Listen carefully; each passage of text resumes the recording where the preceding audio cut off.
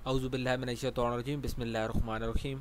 अस्सलाम वालेकुम dear students, welcome to my YouTube channel.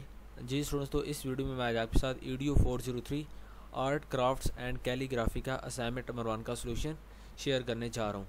Semester spring 2023 की आप लोगों की असाइनमेंट नंबर 1 है ईडीयू 403 की, जिसकी क्वेश्चन फाइल कल ही अपलोड हुई है। और इसको अटैम्प्ट करने की लास्ट डेट यहाँ पे मेरे पास सोल्यूशन फाइल में तो मेंशन नहीं है, लेकिन आप लोगों ने LMS इसको चेक कर लेने कि इसकी लास्ट डेट क्या है।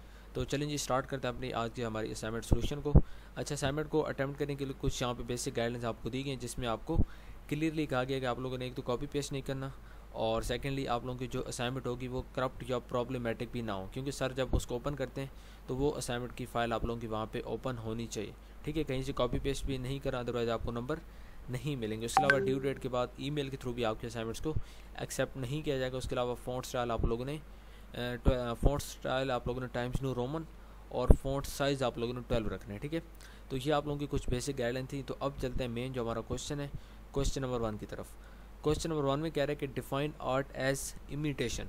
ठीक है, आर्ट को आपने एक इमिटेशन के तौर पर डिफाइन करना है by analysing the ideas of Greek philosopher Plato and related to one of your personal experiences. ठीक है, आर्ट को आप लोगों ने फर्स्ट ऑफ ऑल डिफाइन करना है आर्ट एज इमिटेशन को। अब इमिटेशन क्या होता है वो मैं आगे चल के आपको बताता हूँ। By analysing the ideas of Greek philosopher. ठीक है, ग्रीक फिलोसोफर हैं एक प्लाटो, तो उनके जो आइडियाज़ हैं उनको एनालाइज करते हुए आपने इसको जो आर्ट है इसको इमिटेशन के तौर पर डिफ़ाइन करना है। और उसके बाद आपने ये भी करना है कि आपने जो आप डिफ़ाइन करेंगे उसको आपने कोई ना कोई अपने पर्सनल एक्सपीरियंस के साथ भी लाजमी उसको रिलेट करना है। ठीक है, तो ये आप लोगों की क्वेश्चन की यहाँ पे जो रूब्रिक्स हैं कि मतलब कि किस तरह का अगर आप लिखेंगे तो आपको कितना नंबर मिलेंगे। तो इसका वैसे क्वेश्चन से इतना ताल्लुक है कि इससे आपको आइडिया हो जाएगा कि अगर आप ये चीज़ लिखेंगे, प्रॉपर एक्सप्लेन करेंगे, तो आपको 8 से 10 नंबर इस क्वेश्चन में मिलेंगे, जो कि 10 नंबर टोटल हैं। तो आपको 8 से 10 मिलेंगे जो कि एग्जाम्पलरी हैं। ठीक है, उसके बाद अगर आप कहीं से में मतलब कि गड़बड़ बीच में करेंगे तो फिर आपको 4 से 7 नंबर, और अगर आप बिल्कुल ऑर्डनरी असाइनमेंट बनाएंगे तो इसके आपको 0 या 1 या 2 या 3 नंबर आपको इसके मिलेंगे। ठीक है, तो ये वैसे रूब्रिक्स होते हैं, इसका ताल्लुक क्वेश्चन से कोई ख़ास नहीं है। अब चलते हैं जी क्वेश्चन नंबर 2 की तरफ। क्वेश्चन नंबर 2 है कि critically examine the significance of decorative arts. आप लोगों ने क्रिटिकली एग्जामाइन करना है सिग्निफिकेंस, इंपॉर्टेंस को, किस चीज़ की, डेकोरेटिव आर्ट्स की। डेकोरेटिव आर्ट्स की जो मतलब कि सिग्निफिकेंस है, इंपॉर्टेंस है, उनको आपने एग्जामाइन करना है, क्रिटिकली एनालाइज करना है फॉर पाकिस्तानी सोसाइटी के लिए, by locating its root in Muslim architecture. ठीक है, जो मतलब कि इसकी जड़ें हैं या इसका बैकग्राउंड है उसको मुस्लिम जो आर्किटेक्चर था उसके साथ रिलेट करते हो। ठीक है, कि पहले क्या था वो तमाम चीज़ें आपने इसमें डिस्कस कर लेनी। तो अगर आप इसको क्रिटिकली, जिस तरह आप लोगों को क्वेश्चन किया कि आप इसी तरह इसका आंसर देंगे, आपको इसके 8 से 10 नंबर मिलेंगे। अगर आप इसमें कुछ ना कुछ गड़बड़ करेंगे, ग्रामेटिकल मिस्टेक्स होंगी, तो फिर आपको 4 से 7 नंबर। ठीक है, और अगर आप बिल्कुल एक ऑर्डिनरी आम किस्म के असाइनमेंट बनाएंगे तो आपको 0 या 3 नंबर, 1, 2, 3 नंबर आपको मिल सकते हैं। तो अब जी ये आप लोगों को क्वेश्चन थे, दो के 10 नंबर के एक क्वेश्चन है और 2 क्वेश्चन आप लोगों के 10-10 नंबर के हैं। तो अब चलते हैं हम सोल्यूशन फाइल की तरफ। जी स्टूडेंट, तो ये आप लोगों की आप सोल्यूशन फाइल है हमारे पास, जो कि आप लोगों का क्वेश्चन था। अच्छा, यहाँ पे फर्स्ट ऑफ ऑल मैं अगेन आपको बता रहा हूँ कि पहले आप लोगों ने 5 नंबर की यहाँ पे डेफिनेशन है, जो कि आर्ट एज इमिटेशन। ठीक है, इमिटेशन के तौर पर आपने आर्ट को डिफाइन करना है। अब इमिटेशन आसान लफ्ज़ों में किसको कहते हैं? इमिटेशन कहते हैं कॉपी करने को। ठीक है, आसान लफ्ज़ों में आपको समझा रहा हूँ, काफ़ी डिटेल में आपको मैं यहाँ पे बता नहीं रहा, सिर्फ आपको एक आइडिया दे रहा हूँ कि इमिटेशन कहते हैं कॉपी करने को। अब आर्ट का क्या मतलब है? डिफाइन आर्ट एज इमिटेशन, कि आर्ट को कॉपी करने के तौर पर डिफ़ाइन करना है। तो लाजमी बात है कि जो भी आगे देखें, एक्सप्लेनेशन मैं आगे जाके करता हूँ, आगे देखें analysing the ideas of Greek philosopher.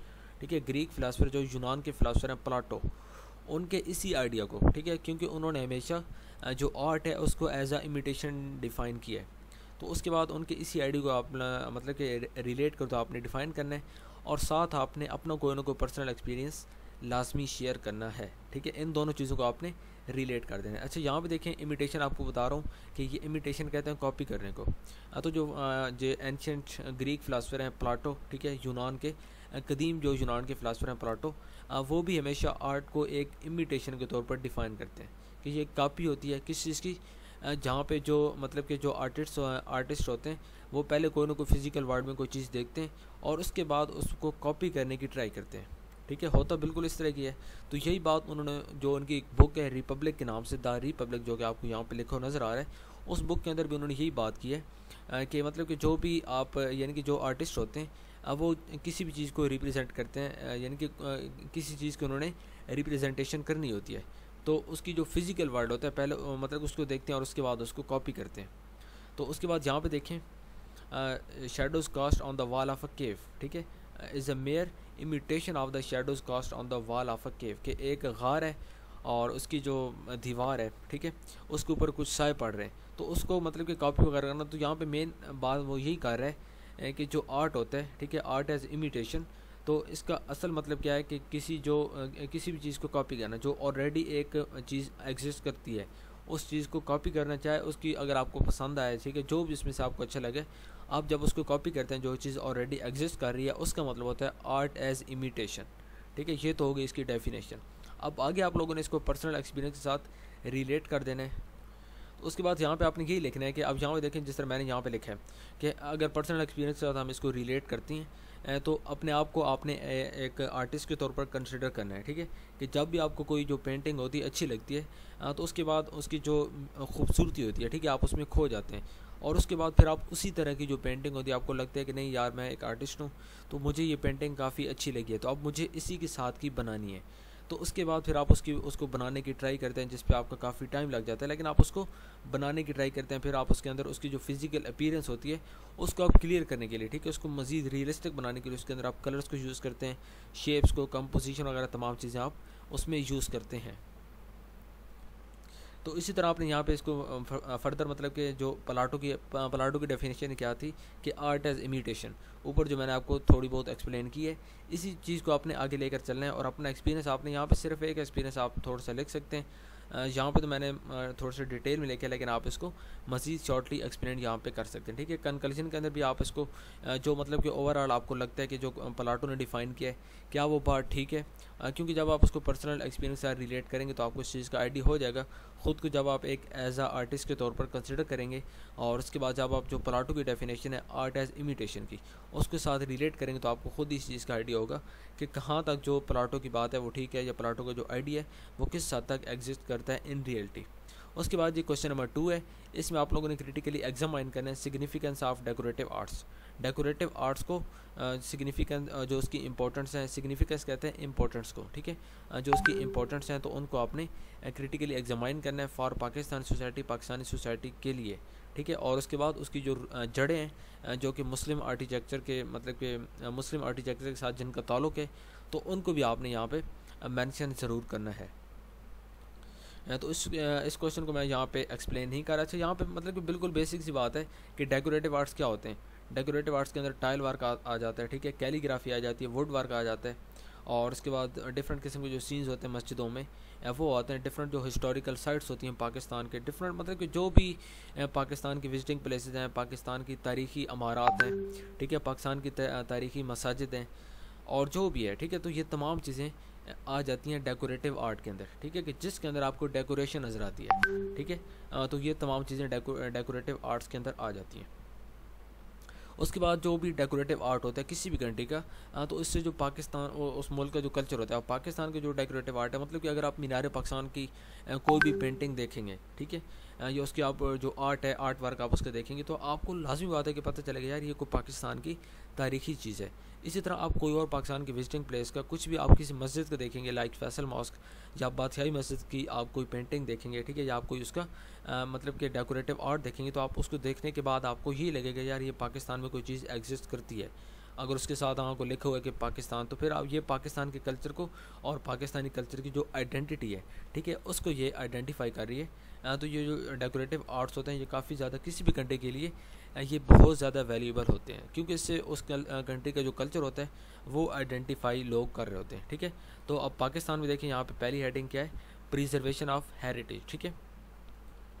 तो यहाँ पे देखें हेरिटेज का मतलब होता है विरसा, ठीक है। तो पाकिस्तान का जो यानी कि विरसा है उसके अंदर आपको डिफरेंट किस्म की जो ओल्ड पेंटिंग है, ठीक है, जो कि मतलब कि आज से पहले अगर आप थोड़ा सा पीछे चले जाएं तो जो पाकिस्तान के इससे पहले के आर्टिस्ट थे, ठीक है, उन्होंने डिफरेंट किस्म का जो मतलब कि पहले का कल्चर था, जो पाकिस्तान का विरसा था, ठीक है, उसको उन्होंने रिप्रेजेंट किया है, डिफरेंट किस्म के उन्होंने हिस्टोरिकल साइट्स और उसके बाद डिफरेंट किस्म, जिसको हम ऊपर डिस्कस कर चुके हैं कि कई विजिटिंग प्लेसेस इसमें आ सकती हैं, कई मॉस्क आ सकती हैं। तो ये पाकिस्तान के कल्चर को ज़िंदा रखे हुए हैं, ठीक है। कोई भी बाद में देखेगा, आज से आप कह दें 50 साल 100 साल बाद, जब भी अगर हम मतलब कि अगर हम अब ख़ुद को देखते हैं, अगर आप में से कोई आर्टिस्ट है और वो इस तरह की कोई पेंटिंग बनाता है, ठीक है, ये बना सकते हैं, तो उसको ज़रूर बनानी चाहिए। क्योंकि आज से जब कुछ टाइम बाद कोई भी बंदा या हमारी जो नस्लें होंगी वो इस चीज़ को देखेंगी तो उनको इस चीज़ का आइडिया होगा कि यार ये पाकिस्तान है और पाकिस्तान के अंदर ये चीज़ें हैं। तो ये हमारे कल्चर को रिप्रेजेंट करेंगी आज से कई साल बाद भी। तो इसी तरह आज से जो कुछ साल पहले का टाइम था, उसके अंदर भी कुछ आर्टिस्ट थे जिन्होंने इसी तरह मतलब कि डिफरेंट किस्म की जो पेंटिंग्स थी उनको प्रिजर्व किया, और आज हम उनको देखते हैं जिस तरह मोहनजोदड़ो और हड़प्पा वगैरह के। तो ये तमाम चीज़ें मतलब कि अब तो एग्जिस्ट नहीं करती, लेकिन पहले थी, तो इसलिए हम तक ये यहाँ पे पहुँच गई हैं। तो हम इस चीज़ को देखते हैं कि अच्छा यार पाकिस्तान में पहले ऐसे भी होता था। उसके बाद जो सेकंड है सिम्बोलिज्म एंड स्पिरिचुअलिटी, तो इसके अंदर कुछ आपने इस्लाम वगैरह का जिक्र करते हैं। उसके बाद कि मतलब कि ये इस्लाम के साथ इसका ताल्लुक़ किस तरह का है। उसके बाद cultural identity and national pride, तो ये सबको पता है कि जो भी मतलब कि आर्ट होता है, डेकोरेटिव आर्ट्स होते हैं, तो ये कल्चरल आइडेंटिटी होती है जिसको हम ऊपर डिस्कस कर चुके हैं। और एक नेशनल प्राइड होता है, मतलब कि किसी भी जो मुल्क के लोग होते हैं उनके लिए एक बायस फ़ख्र होता है। उसके बाद इकनॉमिक अपॉर्चुनिटीज़ होती हैं।